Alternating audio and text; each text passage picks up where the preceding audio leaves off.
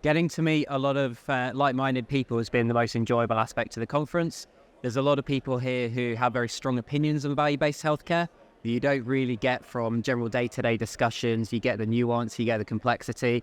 You also get those ways of handling those nuance and complexities. So people who haven't joined the movement in the past 6 months or the past year, but have been doing this for the past decade. And that's something that you don't really get outside of the conference setting. So that for me has been the best thing of the conference. So I think something that is very unique about the ICHOM conference is that it is such a collaborative event. Everybody's sharing their own learnings. We're all on the same path. And as kind of the leaders of ICHOM have said, we are ICHOM. We're all doing this together and learning from each other, which I think is different from many other conferences where it's a us and them scenario where you're sitting as an audience and not really participating. So I think that is just an amazing thing that we can learn together. Meeting colleagues that are working on value-based healthcare as well, and sharing initiatives, sharing best practices, sharing knowledge. I think that has been the most enjoyable for me.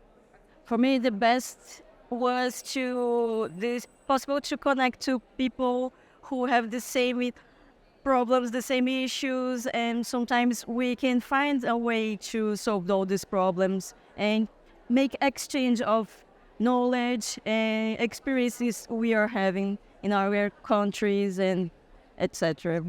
Something new that I've learned so far at the ICHOM 2023 conference has been the volume of people who've been plugging away at the initiative for the past over a decade, and the people who before that even have been making sure that the concepts prior to the concept have really been trying to make progress and get traction. So that's something that's been really beneficial to understand, because this isn't a new concept. The underlying theories have been going for quite a long period of time, and there's already so many successful case studies, so many really good benefits that healthcare providers, systems, regulators, payers, etc.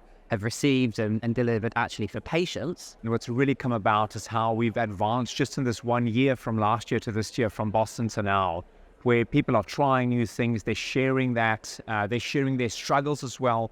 So, for example, we've been really we've been trying to get our response rate up from the work we've been doing. It was so encouraging to hear everybody is trying and kind of struggling with that same thing of how to engage people more, how to avoid survey fatigue. So I think that's been really encouraging, just hearing that. The part about costs, how can you analyze costs and how can you focus on reduction of costs? So that's something new I'm learning at the moment. Integration of data.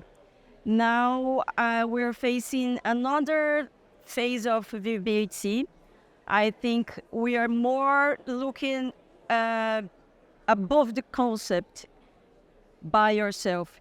We are trying to make it happen, really in make the VBHC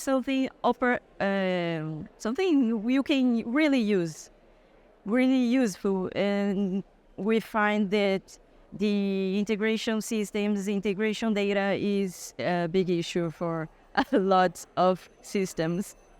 A message that I would like to share with the wider VBHC community is that this is not a movement that is brand new. This is a movement that's been going for quite a few years now, and it's already making significant improvements, already making significant changes to the way that healthcare is delivered. It will take time.